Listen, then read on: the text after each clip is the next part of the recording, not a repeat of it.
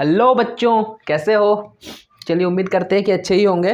ठीक है, और आपका नीट का काउंसलिंग का रिपोर्ट तो आने ही वाला है। आज तो आपको पता चले जाएगा शायद। ठीक है, तो हम लोग पढ़ाई कंटिन्यू करते हैं, क्योंकि जो लोग 2022 के लिए तैयारी कर रहे हैं वो तो बैठ नहीं सकते ना।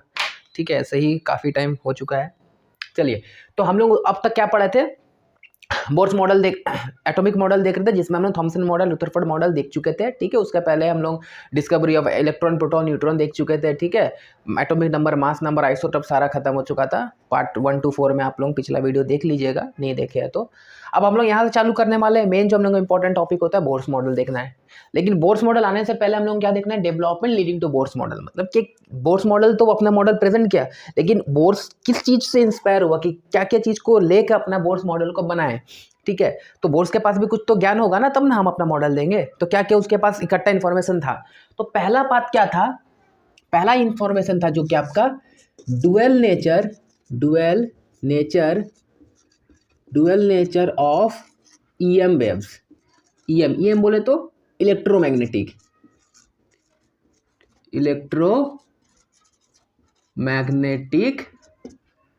Waves.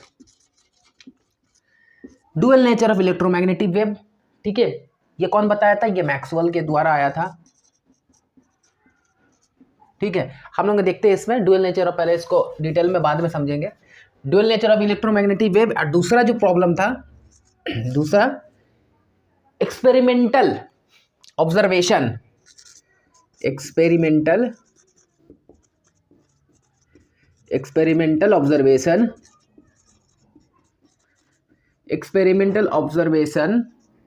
Of atomic spectrum.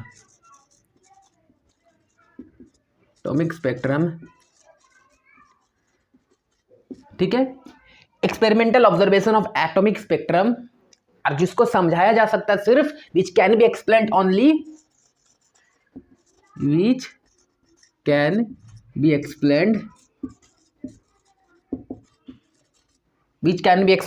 assuming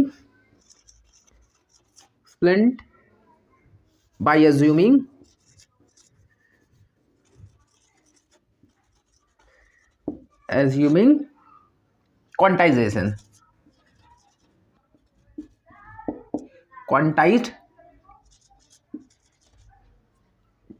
energy level.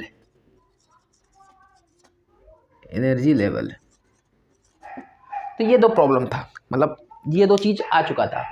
देखिए, डुअल नेचर वाला ये हम लोग फिजिक्स में पढ़ते हैं, मॉडर्न फिजिक्स में। Dual nature of EM waves हम लोग डिटेल में पढ़ते हैं, लेकिन हम लोग को यहाँ केमिस्ट्री में भी पढ़ना है। ठीक है, क्योंकि क्वेश्चंस आते हैं। और उसके बाद हम लोग उनको ये एटॉमिक स्पेक्ट्रम देखना है। तो एटॉमिक स्पेक्ट्रम के बारे में थोड़ा सा बता देते हैं, इसका डिटेल तो हम लोग पढ़ेंगे ही। देखिए, एटॉमिक स्पेक्ट्रम क्या होता है, कि स्पेक्ट्रम क्या होता है? स्पेक्ट्रम होता है कि एक कंटिन्यूसली इलेक्ट्रॉन ईएम वेव का एक सीक्वेंस। ठीक है, चलिए एक छोटा सा एग्जांपल लेते हैं। माने हम रेनबो देखे है ना, वीबग्योर। रेनबो में क्या होता है कि वीबग्योर, वी से लेकर के आर तक क्या होता है? कंटिन्यूसली कलर का एक लाइन बनता है, उसमें कोई ऐसे नहीं गैप नहीं रहता है। वीबग्योर में क्या होता है? VIBGYOR, ऐसे वीबग्योर जो होता है। जब रेनबो में क्या देखते हैं हम लोग कि कंटिन्यू कलर होता है, वी से होता होता आई चल जाता है, फिर एकदम धीरे धीरे करके ब्लू ऐसे कलर होता है। ऐसे नहीं होता कि इतना दूर वायलेट है, फिर बीच में कुछ नहीं है, फिर इंडिगो कलर है, फिर ब्लू है, फिर बीच में गैप। ऐसे नहीं होता, कंटिन्यूस स्पेक्ट्रम होता है। तो उसको क्या बोलते हैं? Continuous spectrum. ठीक है, लेकिन क्या हुआ, जब एटम पे एक्सपेरिमेंट किया कर रहा था, तो एटम का द्वारा जो स्पेक्ट्रम बन रहा था, तो ये जो वीबग्योर लाइन, इनफैक्ट सिर्फ ये तो एक तरह का विजिबल स्पेक्ट्रम है, इसमें बहुत कुछ होता है। इंफ्रारेड होता है, यूवी रेड होता है, ठीक है, गामा रेज होता है आपका, आगे में जाएंगे रेडियो वेव्स। तो हम लोग का बुक में एनसीईआरटी में है, लंबा सा एक स्पेक्ट्रम बना हुआ है। ठीक है, तो अब एग्जांपल ले रहे, छोटे सा पार्ट का ऐसा है। तो उसमें क्या होता है, जैसे वीबग्योर जैसे कंटिन्यू है, ये कंटिन्यू नहीं होकर क्या होता है, थोड़ा थोड़ा ब्लैक लाइनिंग आ जाता है, और ये अलग अलग एटम का अलग अलग होता है, जिसको लिए लाइन स्पेक्ट्रम बोलते हैं। डिटेल में हम लोग इसका जब ये पार्ट में आएंगे तब हम लोग देखेंगे। तो हर एक एटम का, अलग अलग एलिमेंट का, अलग अलग एटम का, ठीक है, तो अलग अलग डिफरेंट टाइप का स्पेक्ट्रम बन रहा था, जिसको एक्सप्लेन करने के लिए इनको मानना था कि जो एनर्जी लेवल होता है वो क्वांटाइज्ड है। ठीक है, तो ये चीज को मानना था। हम लोग इसको डिटेल में देखेंगे एटॉमिक स्पेक्ट्रम, जब हम लोग नेक्स्ट पार्ट में पढ़ेंगे। तो अभी हम लोग देखते हैं dual character of the EM wave. ठीक है, तो ये सेकंड वाला को मिटा देते हैं। अब dual character of EM wave को स्टडी करते हैं।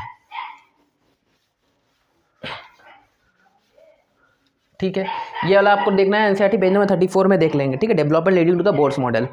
तो सबसे पहले हम लोग देखते हैं डुअल नेचर।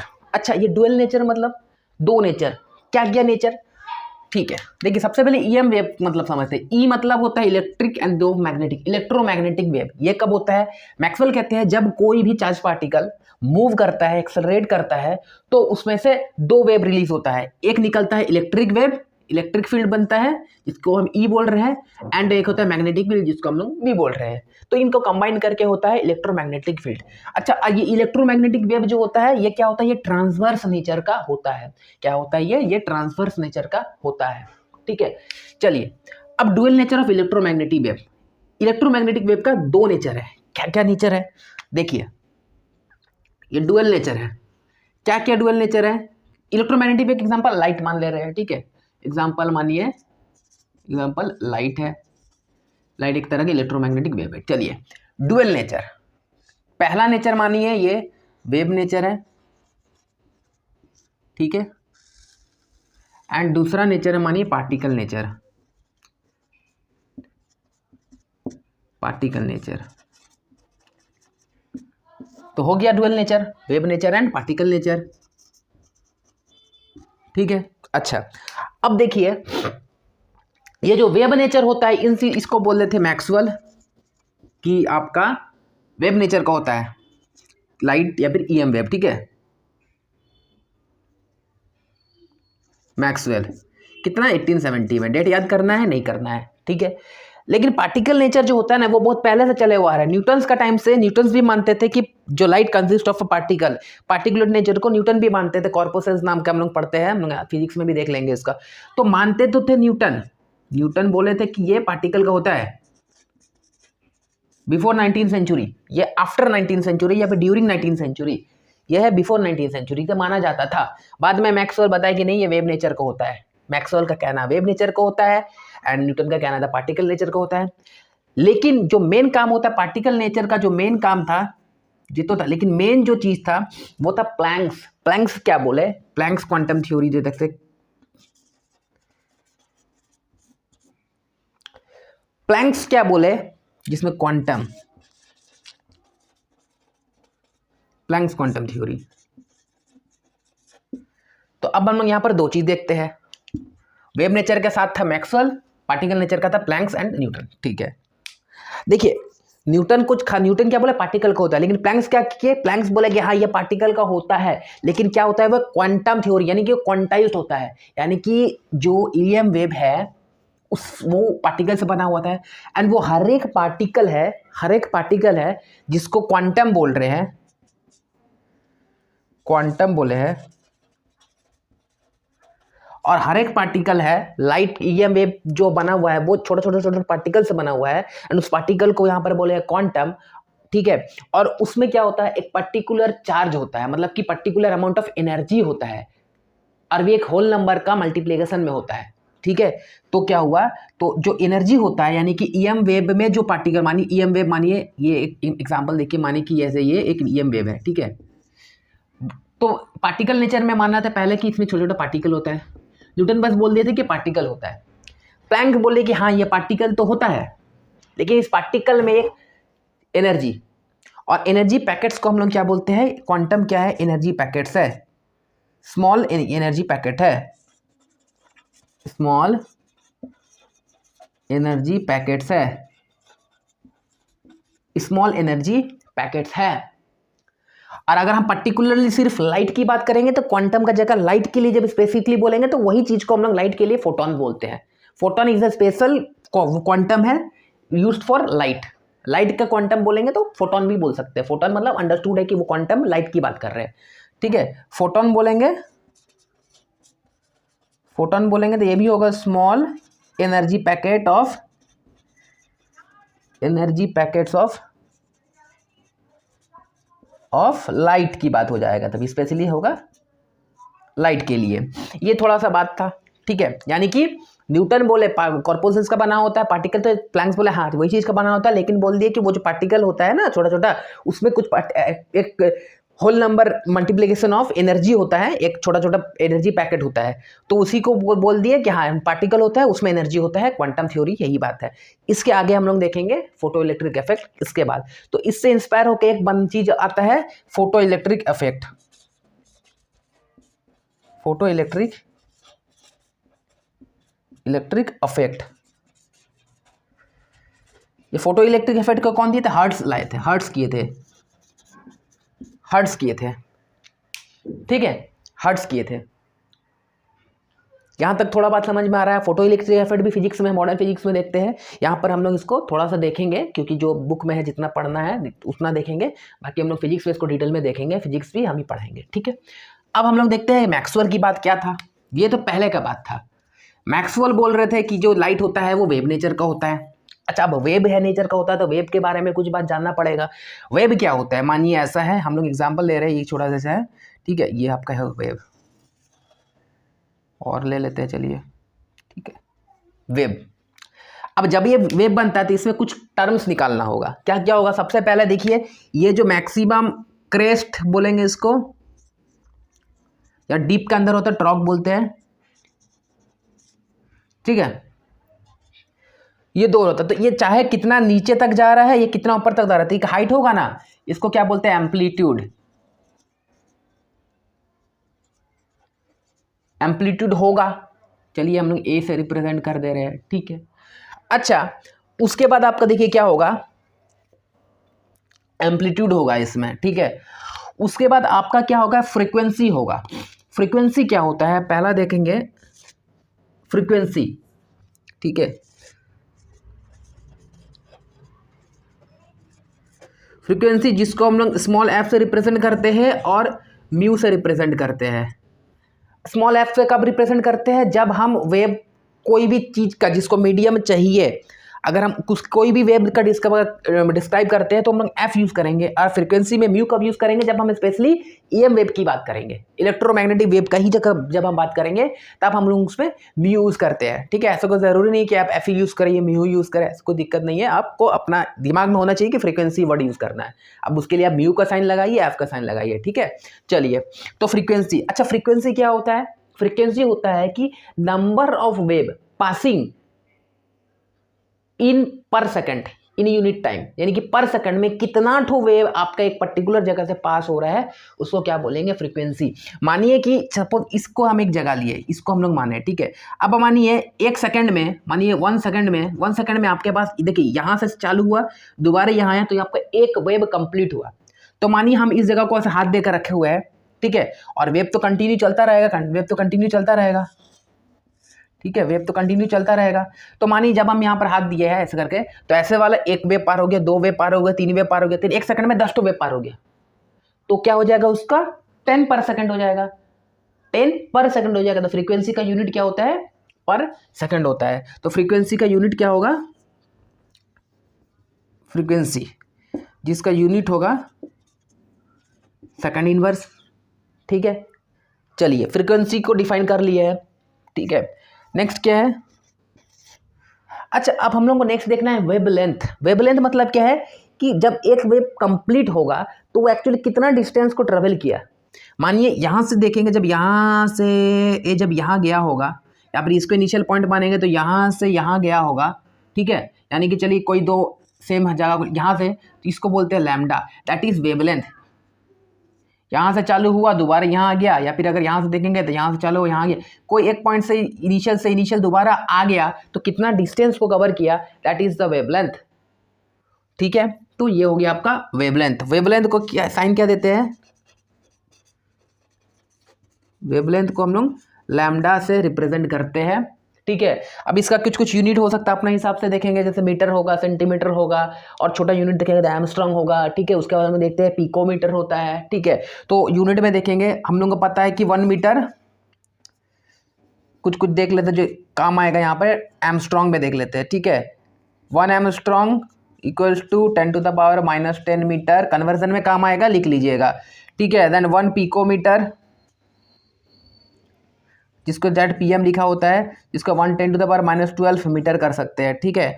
उसके बाद नैनोमीटर तो पता ही होता है कि 1 नैनोमीटर क्या होता है? 10⁻⁻9 मीटर होता है। सेंटीमीटर तो होता ही 10 होता है। तो ये कुछ है, कन्वर्जन में हम लोग हेल्प होगा, ठीक है। तो वेव हो गया, फ्रीक्वेंसी हो गया, लैम्डा वेवलेंथ हो गया, ठीक है, एम्पलीट्यूड हो गया, फ्रीक्वेंसी हो गया, ठीक है। फ्रीक्वेंसी, उसके बाद हम लोगों के पास टाइम पीरियड होता है। टाइम पीरियड क्या होता है? एक वेवलेंथ को कंप्लीट करने में कितना टाइम लगेगा, that is the time period. मतलब कि अगर एक ही तो वेव लेंगे कि यहाँ से दोबारा जाकर यहाँ पर गया तो कितना टाइम लगा, यहाँ पर नहीं है कि 1 सेकंड में कितना तो वेव पार होगा, वो नहीं, वो तो फ्रीक्वेंसी हो गया। लेकिन एक वेव को कंप्लीट होने में जितना टाइम लगा that is the time period. तो नेक्स्ट होगा थर्ड में हम लोग देख सकते हैं time period. Time period, time period ये क्या होता है टाइम पीरियड? फ्रीक्वेंसी जिसको कैपिटल टी से रिप्रेजेंट करते हैं तो इनवर्स ऑफ फ्रीक्वेंसी 1/f भी लिख सकते हैं टाइम पीरियड। ठीक है, यानी फ्रीक्वेंसी सेकंड इनवर्स होता है, time period of course time होगा यानी कि सेकंड होगा यूनिट उसका। तो ये फ्रीक्वेंसी हो गया। ठीक है, अच्छा ये हम लोग देख लेंगे। ठीक है, फोटो इलेक्ट्रिक इफेक्ट तो देखेंगे इधर, बाकी इधर कुछ बनाते हैं। ठीक है,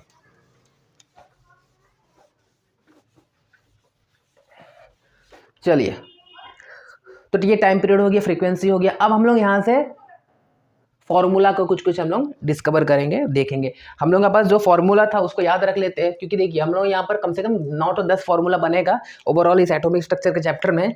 हमको इस फॉर्मूला का अच्छा से दिमाग में रखना है, क्योंकि क्वेश्चंस बनाने के टाइम में हेल्प होगा। पहले हम लोग फॉर्मूला पढ़े थे कि radius of nucleus is equal to 1.33 into 10 to the power -15 a to the power 1/3। ये एक फॉर्मूला कंप्लीट हुआ था, किए थे क्वेश्चन इस पे। ठीक है, चलिए दूसरा फॉर्मूला अभी हम लोग यहाँ पर नया दूसरा यहाँ पर एक हम लोग फॉर्मूला देखेंगे वेब से। चलिए अब सोचिए वेब में क्या क्या हो सकता है। सबसे पहले हम लोग सोचते हैं कि वेब का कुछ स्पीड होगा, तो पहले क्या होगा? स्पीड। पहले क्या होगा? स्पीड। अच्छा हमको क्या पता है स्पीड क्या होता है? हम लोग स्पीड को रिप्रेजेंट करते हैं, चले, क्योंकि अगर आप एक वैक्यूम में मान रहे हैं तो वैक्यूम में क्या होता है? हर वेव क्या होता है से, चाहे उसका कोई भी वेवलेंथ हो या फिर कोई भी फ्रीक्वेंसी हो, वैक्यूम में सेम स्पीड से मूव करता है, that is 3 × 10 to the power 8 metre पर सेकंड, सॉरी। तो सी, तो स्पीड हम लोग को नॉर्मली क्या होता है? Speed is equals to distance upon time. Speed equals to distance upon time होता है। तो डिस्टेंस अपॉन टाइम, डिस्टेंस होगा यहाँ पे आपका distance upon time. Basic formula से जाएंगे। अच्छा डिस्टेंस को हम लोग यहाँ पर क्या लिख सकते हैं? वेब के टर्म में डिस्टेंस को हम लोग लैम्डा बोल सकते हैं, तो डिस्टेंस को हम लोग लैम्डा बोल दिए। ठीक है, अच्छा टाइम, टाइम यानी कि 1/t, टाइम यानी कि 1/t। देखिए हम लोग 1/t, तो टाइम को हम लोग एक तरह का टाइम बोल सकते हैं। चलिए टाइम को t लिख देते हैं। अब हमको एक रिलेशन यहाँ पर पता है, यहाँ से हम लोग क्या देख रहे हैं? देखिए यहाँ से हम लोग क्या देख रहे हैं कि टाइम इक्वल्स टू 1/फ्रीक्वेंसी हो रहा है, तो फ्रीक्वेंसी इक्वल्स टू 1/टाइम भी तो हो सकता है ना। तो 1/t का जगह में, ये 1/t का जगह में हम यहाँ पर फ्रीक्वेंसी लिख दे। 1/t का जगह में हम यहाँ पर इसको हटा के फ्रीक्वेंसी लिख दे। तो हम लोगों के पास जो नेक्स्ट फॉर्मूला, पहला फॉर्मूला बन रहा है that is c is equals to lambda mu, और आप इसको फ्रीक्वेंसी भी बोल सकते हैं। हम लोग ईएम वेव के लिए बात कर रहे हैं इसलिए यहाँ पर म्यू का साइन दिया है, और नहीं तो आप लैम्डा एफ भी लिख सकते हो। तो पहला क्या हो गया? नेक्स्ट फॉर्मूला हम लोगों को क्या मिला यहाँ पे? c is equals to lambda mu हो गया। ठीक है, चलिए अब इसको रब करते हैं, इसका कुछ कुछ इंपॉर्टेंट फैक्ट्स होगा जो हम लोग देखते हैं। चलिए अब हम लोग ईएम वेव का कुछ कुछ प्रॉपर्टी देख लेते हैं। ठीक है, एंड उसके बाद हम लोग इसका कुछ न्यूमेरिकल्स बनाएंगे। ठीक है, तो देखिए सबसे पहला प्रॉपर्टी क्या होगा ईएम वेव का? ईएम वेव में इलेक्ट्रिक एंड मैग्नेटिक फील्ड दोनों होगा। तो ये लोग दोनों कैसे होता है?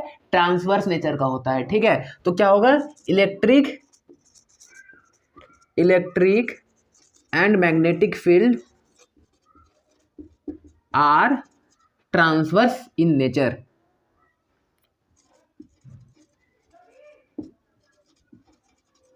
ट्रांसवर्स होता है, जैसे कि अगर मानिए आपको ऐसे प्रोपोगेट करना है, तो मानिए अगर ये आपका इलेक्ट्रिक फील्ड है, ठीक है, तो मैग्नेटिक फील्ड इसका जस्ट 90 डिग्री यानी कि कुछ इस तरह का मूव करेगा। ठीक है,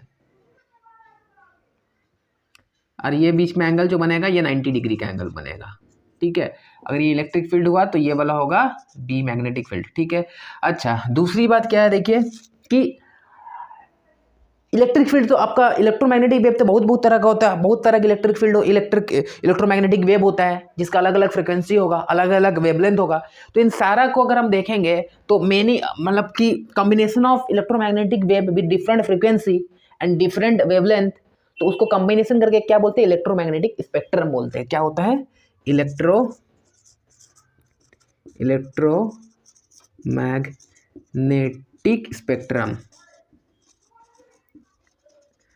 इलेक्ट्रोमैग्नेटिक स्पेक्ट्रम। इलेक्ट्रोमैग्नेटिक स्पेक्ट्रम मतलब इलेक्ट्रोमैग्नेटिक वेव जो होगा उसका कॉम्बिनेशन होगा of different wavelength and frequency, combine करके क्या बनाएगा, इलेक्ट्रोमैग्नेटिक स्पेक्ट्रम बनाएगा। एग्जांपल देखिए, हम लोग एनसीईआरटी में देखेंगे पेज नंबर 35 में, मानिए कि अरेंजमेंट ऑफ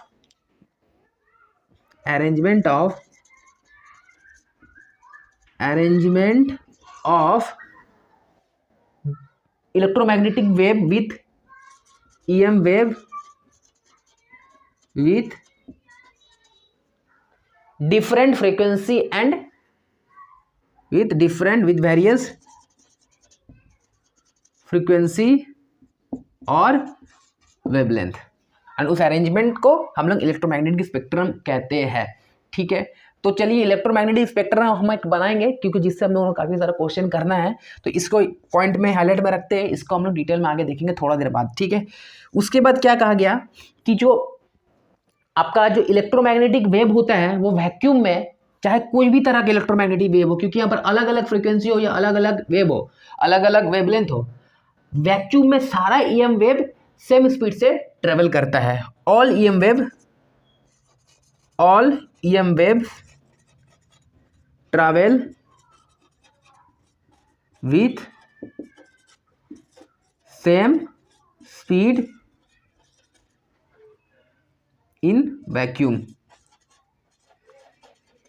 irrespective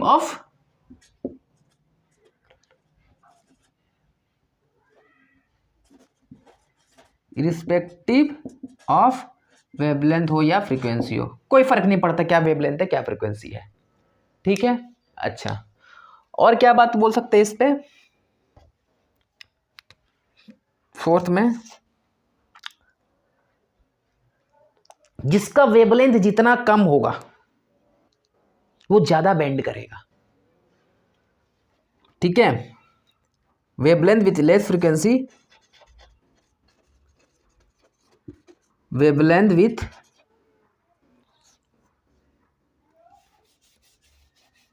नहीं, ऐसे नहीं लिख देंगे, EM wave with shorter wavelength bends more, waves with shorter wavelength, waves with shorter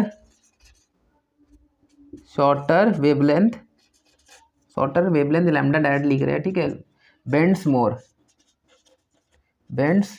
जिसका वेवलेंथ छोटा होगा बेंड ज्यादा करेगा। जैसे अगर हम देखेंगे VI BGY और अगर हम विबग्योर देखेंगे तो ठीक है, तो जैसे ही हम लोग इधर से इधर जाते हैं तो लैम्डा बढ़ता है, तो लैम्डा बढ़ता है मतलब इसका लैम्डा छोटा होगा, इसका लैम्डा बड़ा होगा, यानी कि वायलेट का वेवलेंथ कम है, रेड का वेवलेंथ ज़्यादा है, तो वायलेट का वेवलेंथ कम है, यानी कि वायलेट लाइट क्या होगा, ज़्यादा बेंड करेगा, रेड लाइट क्या होता है, कम बेंड करेगा। ठीक है, डिटेल हम लोग देखेंगे जब इसका स्पेक्ट्रम डायग्राम बनाएंगे तो हम लोग क्वेश्चन सॉल्व करेंगे इस पर।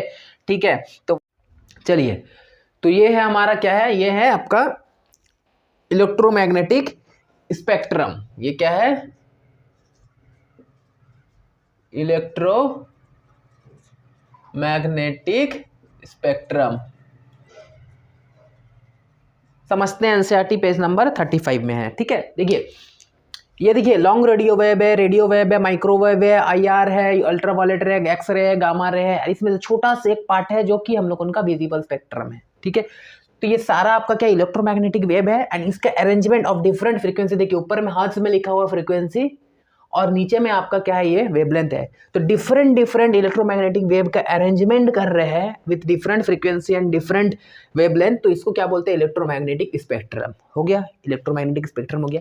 ठीक है, अब हमारे पास ये सारा जो इलेक्ट्रोमैग्नेटिक वेव का जो अरेंजमेंट है, तो क्या हमको ये सब दिखता है, सब तो नहीं दिखता है, हमें सिर्फ एक लॉन्ग इलेक्ट्रोमैग्नेटिक स्पेक्ट्रम का छोटा सा पार्ट जिसका फ्रीक्वेंसी लेवल होगा 10⁻16 से 10⁻14 का बीच का, जो कि 10⁻15 में आता है, दैट इज विबग्योर। ये है हमारा जो हमको दिखता है, इस खाली चीज को क्या बोलेंगे, विजिबल स्पेक्ट्रम। विजिबल स्पेक्ट्रम समझ में आ रहा है, विजिबल स्पेक्ट्रम, विजिबल स्पेक्ट्रम। ठीक है, हो गया, समझ में आया विजिबल स्पेक्ट्रम। अब देखिए क्या है, और क्योंकि यहां पर ये जो आपका लाइनिंग है ब्लू से चलता हुआ ग्रीन पे जा रहा है, कहीं पर बीच में कोई कलर का गैप नहीं है, माने कि अगर हम एक ऐसा कर दिया, देखिए ये एक ऐसा, तो क्या हो, ब्लू VI में खत्म हुआ, बीच में डॉट है, कुछ नहीं है, एक ब्लैंक है, यानी कि अंधेरा रहेगा, एक लाइनिंग जैसे दिखेगा, काला जैसा। अगर वैसा लाइनिंग जैसे होता है तो उसको हम लोग क्या बोलेंगे, लाइन स्पेक्ट्रम बोलेंगे या तो एब्जॉर्प्शन स्पेक्ट्रम बोलेंगे। ठीक है, ब्लैक कलर का होगा अगर। और अगर ऐसा नहीं है, आपका ये पूरा ऐसे कंटिन्यू है, ठीक है, तो इसको क्या बोलेंगे, विजिबल स्पेक्ट्रम। और अगर कंटिन्यू है तो क्या बोलेंगे, इसको हम लोग continuous spectrum.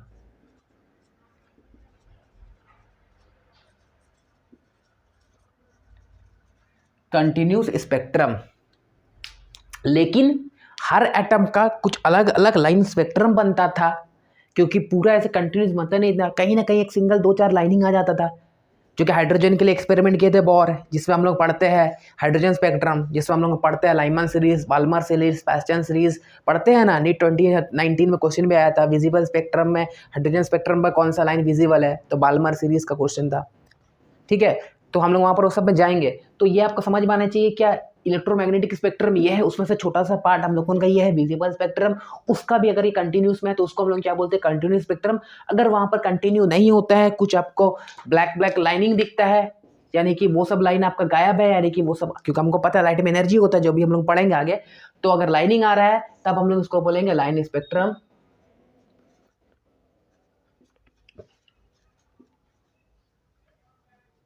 TRUM line spectrum बोलेंगे, या तो इसको हम लोग बाकी देखते हैं एब्जॉर्प्शन स्पेक्ट्रम भी होता है।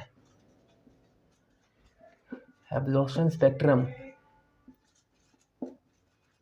एब्जॉर्प्शन स्पेक्ट्रम, लाइन स्पेक्ट्रम हुआ क्योंकि एब्जॉर्प्शन स्पेक्ट्रम है। क्यों ये लाइन क्यों आ रहा है, क्योंकि यहाँ पर आपका रेड लाइट नहीं दिख रहा है, थोड़ा सा जगह में, इतना दूर तो रेड लाइट था लेकिन बीच में यहाँ पर गायब है, यानी कि पर्टिकुलर इस फ्रीक्वेंसी का एनर्जी को ये एब्जॉर्ब कर लिया है। कौन एब्जॉर्ब कर लिया है, जो इलेक्ट्रॉन एब्जॉर्ब करके हायर एनर्जी लेवल में गया है, तब जाकर के ये एब्जॉर्ब कर लिया, इसलिए इसको एब्जॉर्प्शन स्पेक्ट्रम बोलते हैं। एब्जॉर्ब हुआ तब जाकर के लाइन बना, इसलिए लाइन स्पेक्ट्रम। डिटेल में हम लोग देखेंगे एटॉमिक स्पेक्ट्रम में। ठीक है, तो ये थोड़ा थोड़ा दिमाग में अभी खोलना चालू कर दीजिए दिमाग को, ये बात है। ठीक है, अच्छा, अब आपको यहाँ पर एनसीईआरटी कुछ कुछ बात बोले हैं जो उसकी नोट कर लेंगे, डायरेक्ट क्वेश्चन भी आ सकता है। ठीक है, जैसे कि पहले बोले हैं आपका यहाँ है रेडियो वेव, रेडियो वेव का फ्रीक्वेंसी पूछेगा। ठीक है, 10⁸ में है। ठीक है, उसके बाद हम लोग माइक्रोवेव है, माइक्रोवेव में एनसीईआरटी बोले 10⁻10 बोले हैं। ठीक है, उसके बाद क्या है, IR है। ठीक है, IR है। ठीक है, 10⁻13 बोले हैं। उसके बाद क्या बोले हैं, IR के बाद हमारा UV है जो कि 10⁻16 बोले हैं। एंड विजिबल है जो कि 10⁻15 में आता है। विजिबल है 10⁻, ये देखिए ये वाला 10⁻15 हर्ट्ज का फ्रीक्वेंसी में आता है। ठीक है, ये एनसीईआरटी के कुछ पॉइंट्स हैं जो कि एनसीईआरटी पूछ लेंगे, मतलब नीट में आ सकता है क्वेश्चन, कभी कभार है ना, हेलो वाला सेक्शन ए में क्वेश्चन आ जाएगा 35 क्वेश्चन में। ठीक है, अब देखिए यहाँ पर और क्या क्या चीज़ हो सकता है, हम 2-3 क्वेश्चन करेंगे, सब क्वेश्चन यही फॉर्मूला से हो जाएगा, C = λμ, यानी कि स्पीड = लैम्डा × फ्रीक्वेंसी। ठीक है, ये एक फॉर्मूला होगा, हम लोग 2-4 क्वेश्चन करेंगे, एनसीईआरटी का बुक से ही कर लेंगे, क्वेश्चन हो जाएगा। ठीक है, चलिए अब हम लोग यहाँ पर देखते हैं, एक क्वेश्चन लेते हैं। ठीक है, एक क्वेश्चन लेते हैं,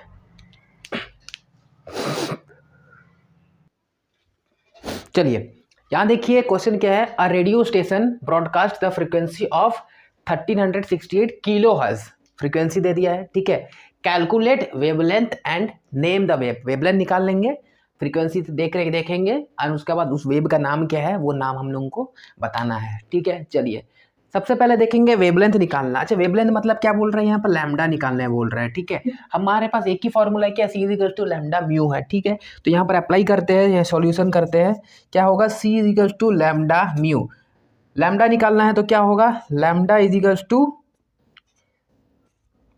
C/μ,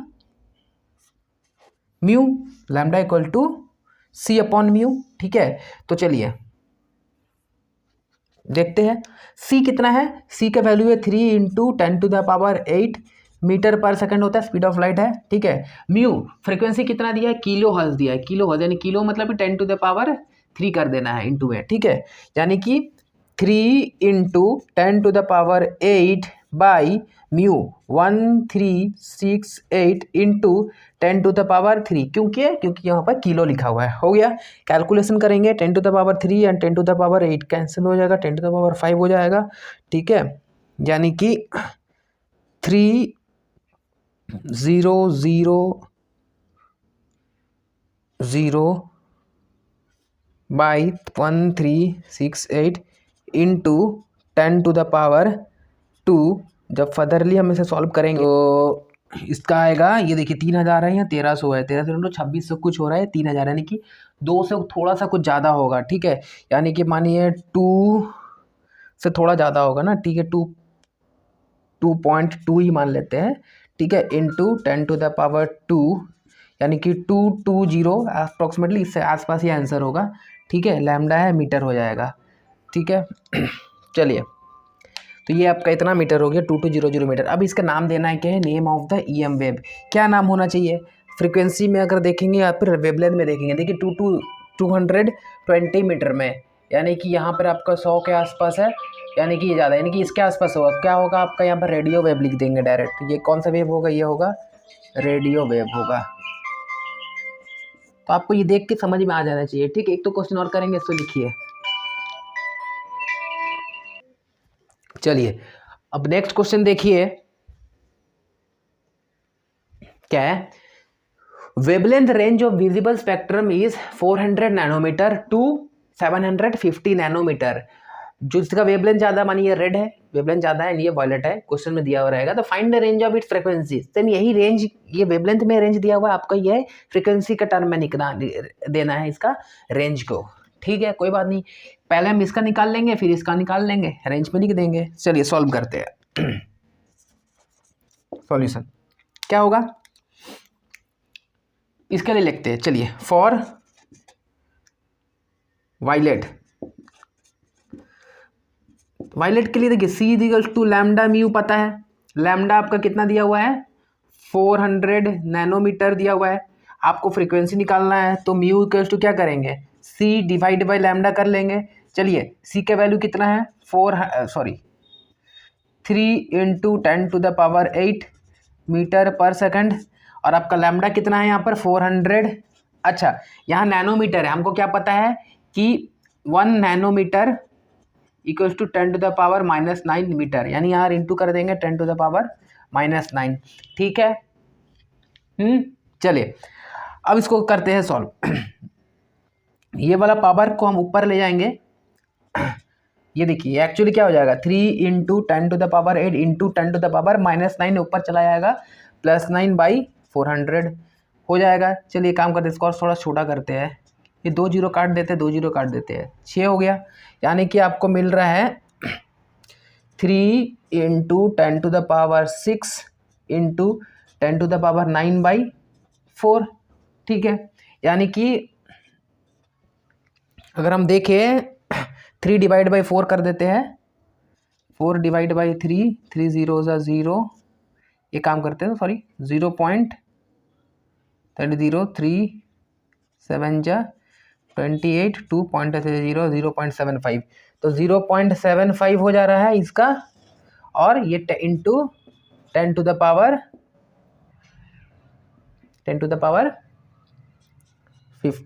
तो 0.75 इंटू 10⁻15, या तो इसको हम लोग क्या लिखेंगे 7.5 इंटू 10⁻14 हर्ट्ज।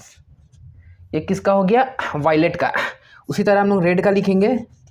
फॉर रेड क्या करेंगे, वही आपका C = लैम्डा म्यू, हम म्यू निकलना है तो C अपॉन लैम्डा। C है 3 इंटू 10⁸ मीटर पर सेकेंड। ठीक है, और ये आपका था मीटर, तो मीटर मीटर कैंसिल हो जाएगा, पर सेकंड होगा, या हर्ट्ज लिख सकते हैं, और इसको पर सेकंड भी लिख सकते हैं, सेम चीज़ होता है। ठीक है, चलिए लैम्डा कितना है, इसका लैम्डा है 750, यानी कि 750 इंटू 10⁻⁻9। ठीक है, चलिए एक काम करते हैं, इसको काट कर 7 कर देते हैं, 1 0 कम हो गया। ठीक है, और यहाँ पर एक काम करते हैं, एक्चुअली 3 इंटू 10⁻7 इंटू 10⁻9/75। ठीक है, एक काम करते 30 को ऐसे कुछ कर देते कि 75 से डायरेक्ट कट जाए। ठीक है। तो 75 इंटू 4 300 होता है, ठीक है। यानी कि 2 जीरो इधर दे देते हैं, यानी इसको हम ऐसे लिख सकते हैं 300 इंटू 10 टू द पावर, इसको 2 जीरो इधर दे दिए 10 to the power 5 into 10 to the power 9/75 कर सकते हैं। तो दोनों में कैलकुलेशन करेंगे तो कितना होगा, ये हो जाएगा 4, ठीक है। तो ये अप्रोक्सीमेटली आपका होगा 4 into 10 to the power 14 hertz, और इसको सेकंड इनवर्स भी बोलते हैं, हर्ट्ज या इनवर्स बोलेंगे। तो रेंज क्या से क्या होगा, वायलेट का आपका हुआ जो कि आपका 400 नैनोमीटर था, तो उसका आपका रेंज क्या हो जाएगा, ये देखिए यहाँ लिख दे रहे हैं, ठीक है। यहाँ पे वायलेट का हो जाएगा आपका कितना 7.5 into 10 to the power 14 hertz, और रेड का हो जाएगा 4 into 10 to the power 14 hertz. क्या आपका इसका पास आ रहा है, ये देखिए 10 टू द पावर 14 में है, 10 टू द पावर 14 है, 4 के आसपास आ रहा है, एंड 10 टू द पावर ये भी 14 है, 7.5 का आ रहा है। तो ये एक्चुअली इसको याद ही रख लीजिएगा, डायरेक्ट क्वेश्चन आ जाता है तो हो जाता है, ठीक है। इसे ठीक से देख लीजिए, ये पार्ट क्वेश्चन है। Calculate the following, calculate the frequency and wave number of radiation जो इतना एमस्ट्रॉन्ग का है, यानी कि ये क्या दिया हुआ है आपका, ये आपका वेवलेंथ दिया हुआ है, ठीक है। अब आपको पता है एक ही फॉर्मूला है, C is equals to lambda mu, आपका म्यू दिया हुआ है, सी का वैल्यू हमको पता होता है, स्पीड ऑफ लाइट है, तो फ्रीक्वेंसी निकाल लेते हैं। पहले फ्रीक्वेंसी निकालते हैं, पहले frequency,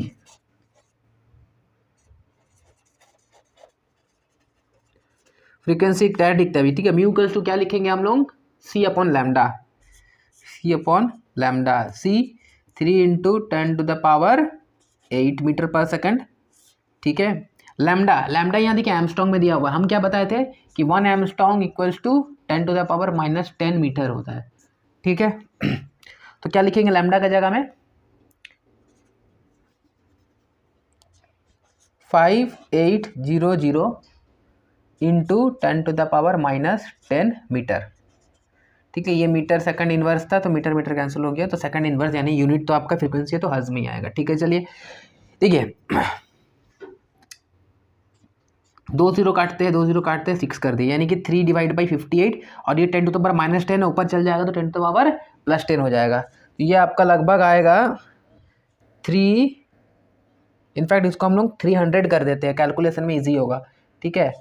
300 into 10 to the power 2 zero इधर लेके गए तो 10 टू द पावर 4 बचेगा, और नीचे का ये 10 to the power into 10 to the power +10 हो जाएगा, ठीक है। और ये 58 हो जाएगा, ठीक है। ये कैलकुलेशन भी आपको सीखना है, बहुत जन को कैलकुलेशन ही नहीं करने आते, एग्जाम हॉल में बैठे रहते हैं, जल्दी कैलकुलेट करना है, अप्रॉक्सीमेटली आंसर ला के चलना है।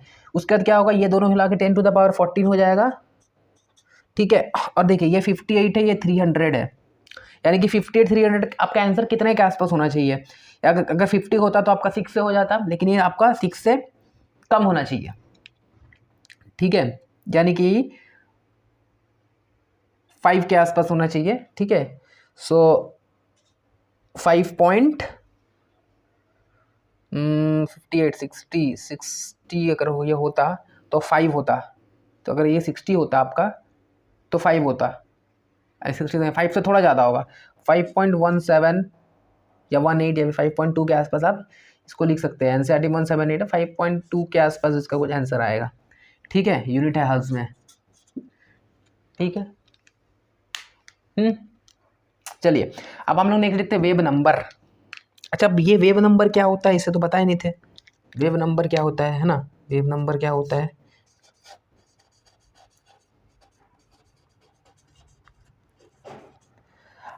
वेव नंबर क्या होता है सुनिए।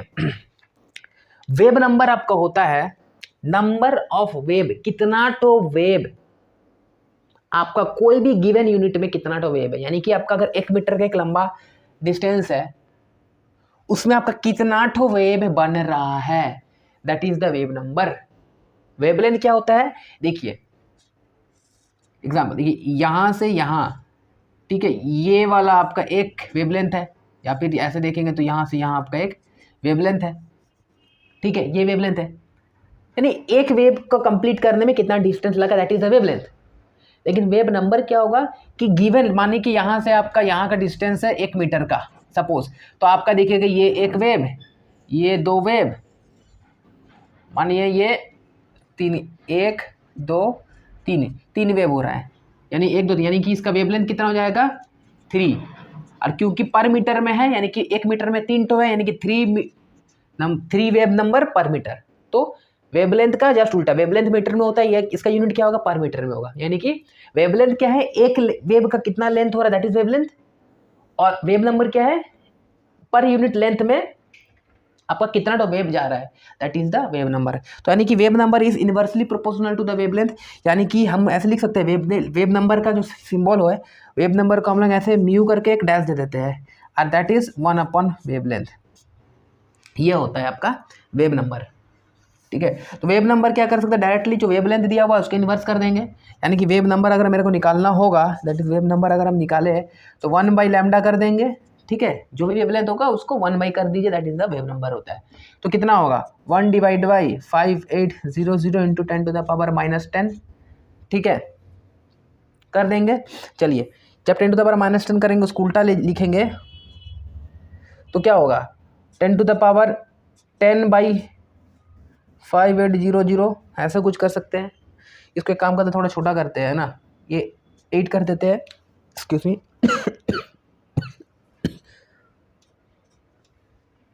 ठीक है, तो 58 है, तो क्या किया जाए यहाँ पर एक्चुअली 100 दे देते हैं। ठीक है, ये 100 दे दिए इंटू 10⁻8 था ना,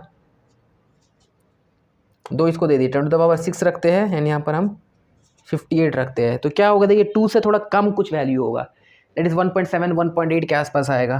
ठीक है, तो 1.7 मान लेते हैं इंटू 10⁻6 मीटर इनवर्स। ठीक है, चलिए इससे लिखिए। अब नेक्स्ट हम लोग टॉपिक चालू करेंगे, हम लोग प्लैंक्स क्वांटम थ्योरी, जिसमें हम लोग देखेंगे थोड़ा देर बाद हर्ट्ज का निकाला हुआ फोटो इलेक्ट्रिक इफेक्ट देखेंगे, फिर आगे बढ़ते हैं। चलिए।